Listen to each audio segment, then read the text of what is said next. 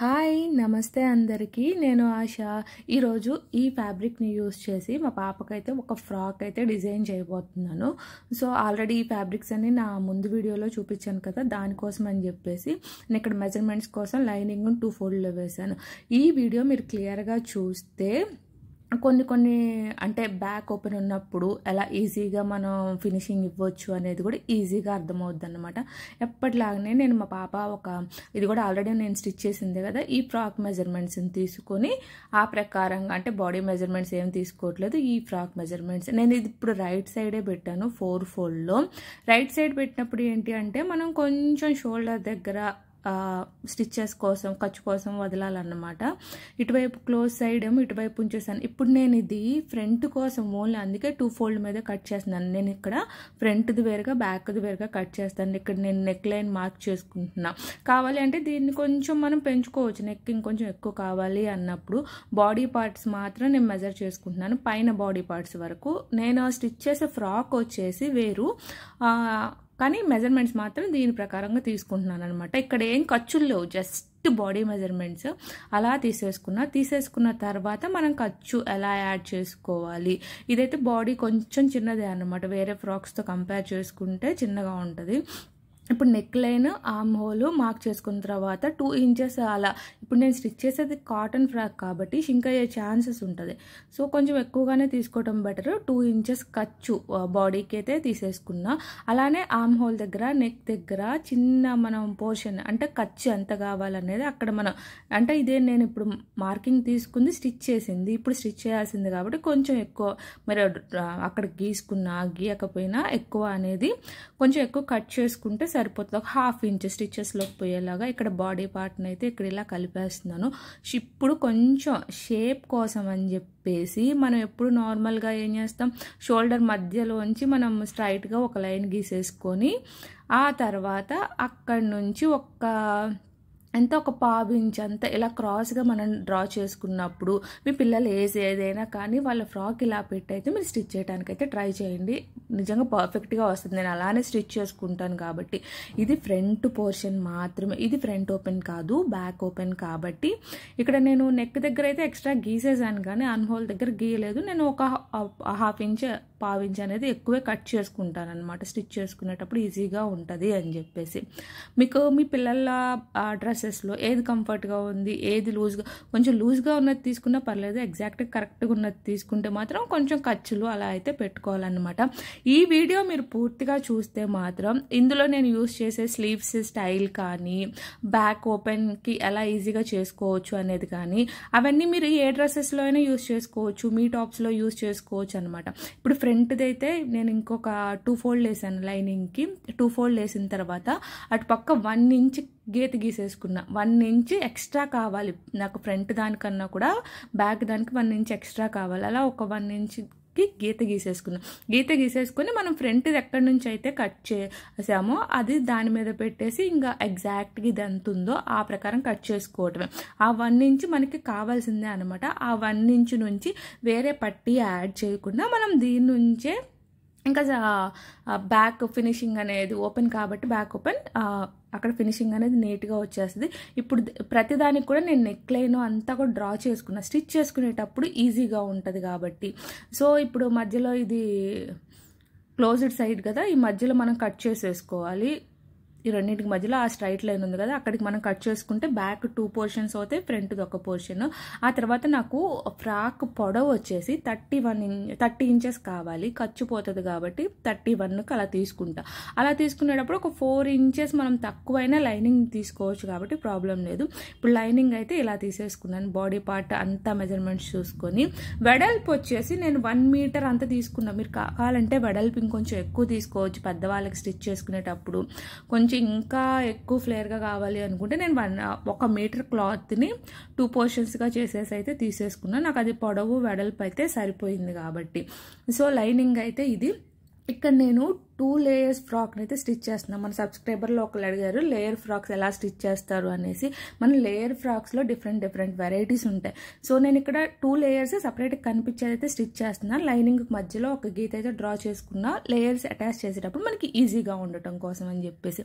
ఇప్పుడు మెయిన్ ఫ్యాబ్రిక్ని అయితే కట్ చేసుకోవాలి. మనం బ్యాక్ ఫ్రంట్ ఎలా అయితే లైనింగ్ కట్ చేసుకున్నామో అలాగే మెయిన్ ఫ్యాబ్రిక్ని కట్ చేసాం. ఆర్మ్ హోల్ దగ్గర నెక్ అయితే నేను కట్ చేయలేదు, నెక్ రౌండ్ని అవన్నీ స్టిచ్ చేశాక రివర్స్ వేసేటప్పుడు కట్ చేసుకుంటే మనకి ఈజీగా ఉంటుంది. కాబట్టి ఫ్రిల్స్ కోసం అని చెప్పేసి 2 ఫ్రిల్స్ యూస్ చేస్తున్నాను. కాబట్టి నేను 14 ఇంచెస్లో 2 ఫ్రిల్స్ కోసం రెడీ చేశాను.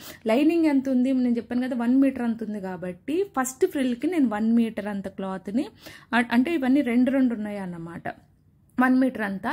తర్వాత ఫ్రిల్కి వచ్చేసి దానికి డబల్ 2 మీటర్ అంత పొడవు మనకి వెడల్పు అనేది మనకు అంత ఉండాలన్నమాట. ఫ్రిల్స్ పెట్టేటప్పుడు పొడవు చెప్పాను కదా, ఫస్ట్ది సెకండ్ది కూడా 14 ఇంచెస్ పెట్టుకున్నా. ఎందుకంటే ఇది లోపలికి వెళ్తుంది, పైన కింద ఖర్చుల్లోకి పోతుంది, అప్పుడు మనకి అది పొడవు అయితే తగ్గిపోతుంది అన్నమాట.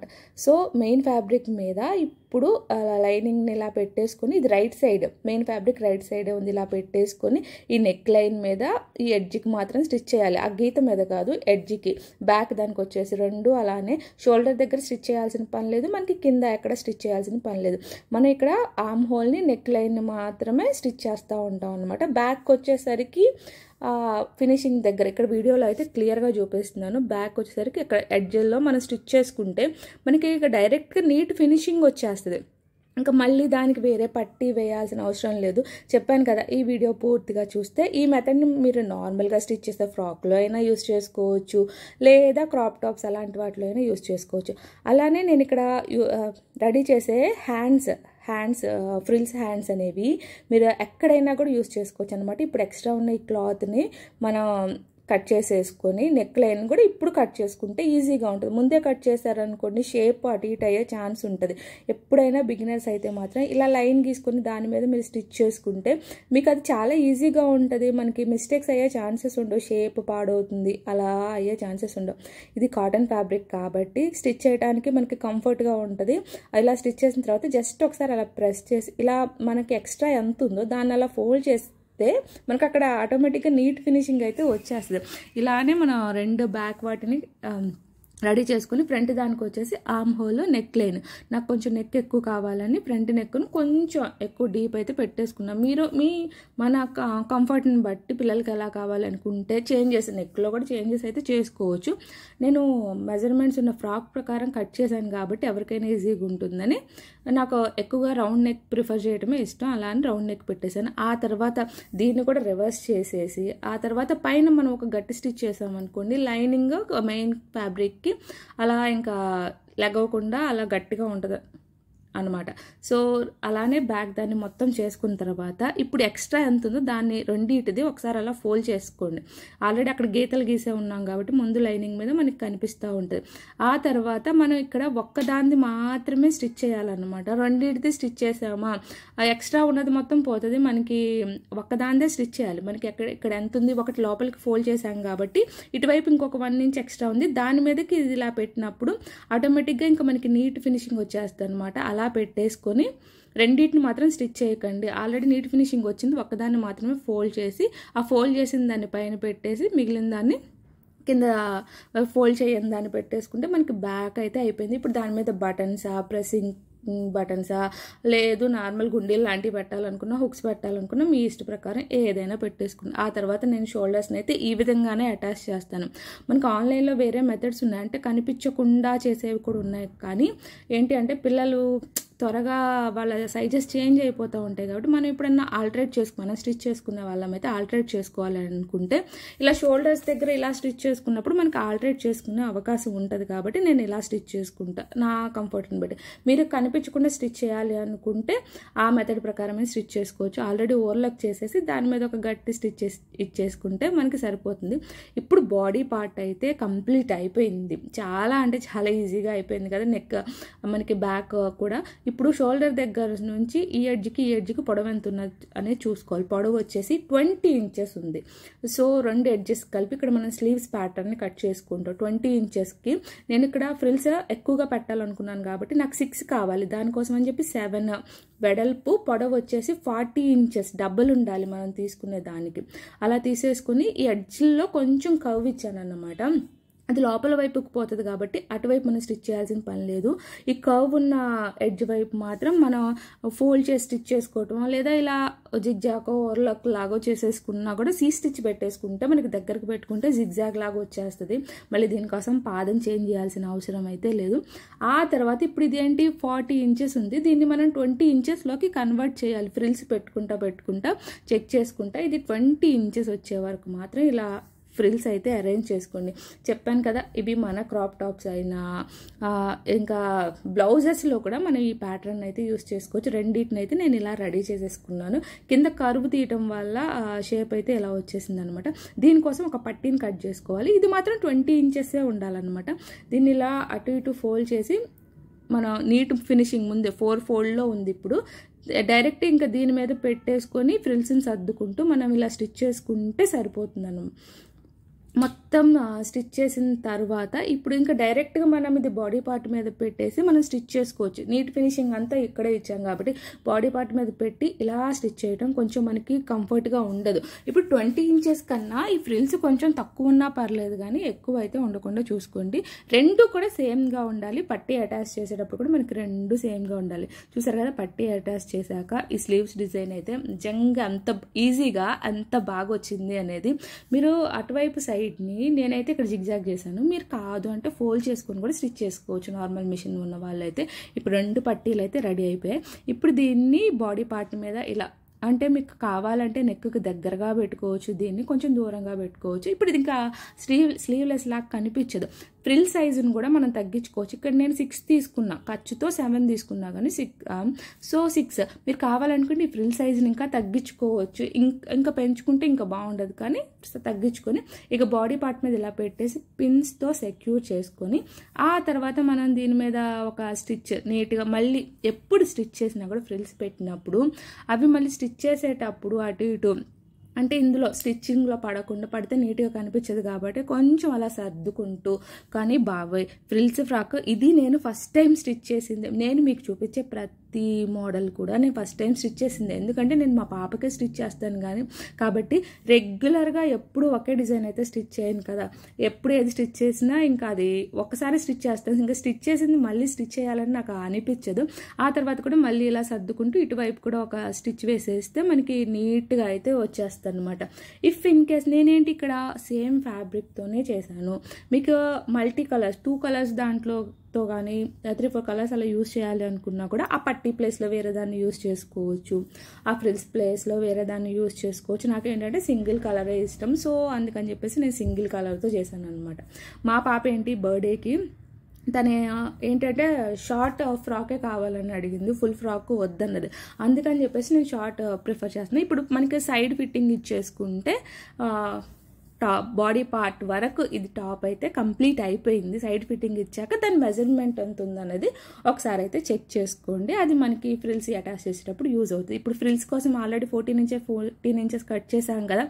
ఒక దాని వెడల్పు వచ్చేసి 1 మీటర్ ఉంది, ఇంకొక దాని వచ్చేసి 2 మీటర్స్ ఫ్యాబ్రిక్ అనమాట పైకి కిందకి.